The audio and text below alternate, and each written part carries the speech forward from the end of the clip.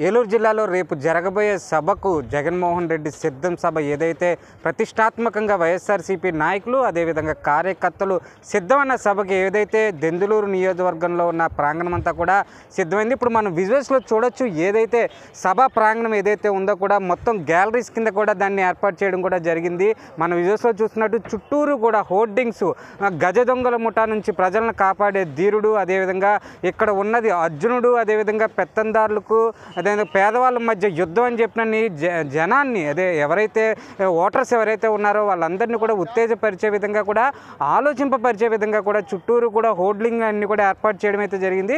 ముఖ్యంగా చూసుకుంటే ఎక్కడ ఎటువంటి అవాంఛనీయ సంఘటనలు జరగకుండా కూడా పెద్ద ఎత్తున ఇటు ఏలూరు జిల్లా, అదేవిధంగా పశ్చిమ గోదావరి జిల్లా, తూర్పుగోదావరి జిల్లా నుంచి కూడా పోలీసులందరినీ కూడా ఏర్పాటు చేయడం అయితే కూడా జరిగింది. పోలీసులు కూడా పెద్ద ఎత్తున ఇక్కడికి అందరూ కూడా వచ్చి ఎటువంటి అవాంఛనీయ జరగకుండా చూస్తున్నారు. ఎక్కడ ఎటువంటి ఇబ్బంది జరగకుండా బాంబ్ స్క్వాడ్స్ అదేవిధంగా అన్ని ప్రక్రియల్లో కూడా సభను విజయవంతం చేయడానికి చూస్తున్నారు. ముఖ్యంగా చూసుకుంటే ఇంతకు ముందే కూడా దేవాదాయ ధర్మాదాయ శాఖ మంత్రి, అదేవిధంగా మిథున్ రెడ్డి, అదేవిధంగా లోకల్ ఎమ్మెల్యే ఏలూరు ఎమ్మెల్యే ఆలనాని, అదేవిధంగా దెందులూరు ఎమ్మెల్యే అబ్బాయి చౌదరి కూడా మొత్తం అంతా కూడా ఇక్కడ సభా ప్రాంగణాన్ని ఏర్పాట్లన్నీ కూడా దగ్గరుండి పర్యవేక్షించే పరిస్థితి అయితే ఉంది. మరో పక్క చూసుకుంటే ఎవరైతే రేపు పొద్దున్న వచ్చే పెద్ద ఎత్తున సుమారు 6 లక్షల మంది దాకా కూడా ఇక్కడికి వస్తారని చెప్తున్నారు.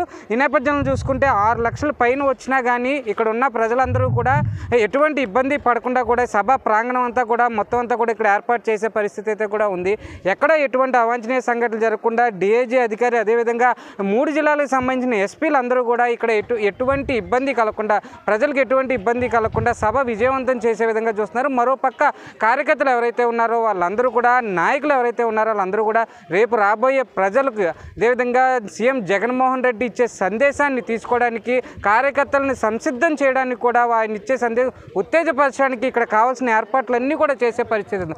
మరో పక్క చూసుకుంటే ఇటు వైజాగ్ నుంచి ఇదే విధంగా విజయవాడ వైపు వెళ్ళేది కానీ అటు విజయవాడ వైపు నుంచి హైదరాబాద్ వైపు వైజాగ్ వెళ్ళే ట్రాఫిక్ను కూడా మొత్తం అంతా కూడా మళ్లించడం అయితే కూడా ట్రాఫిక్ అంతరాయం కూడా జరగకుండా రేపు ఉదయం 8 గంటల నుంచి కూడా ట్రాఫిక్ నియంత్రణ అయితే జరగడం అయితే ఉంది. రేపు మధ్యాహ్నం 2 గంటలకి తాడేపల్లి నుంచి ముఖ్యమంత్రి జగన్మోహన్ రెడ్డి బయలుదేరి ఇక్కడికి వచ్చి సాయంకాలం 5:30-6ంటికి సభ ముగుస్తుందని చెప్పే పరిస్థితి కూడా ఉంది. మొత్తాన్ని చూసుకుంటే సభను విజయవంతం చేయడానికి నాయకులు, కార్యకర్తలు కూడా పెద్ద ఎత్తున సిద్ధంగా ఉన్నారని చెప్పే పరిస్థితి అయితే ఉంది.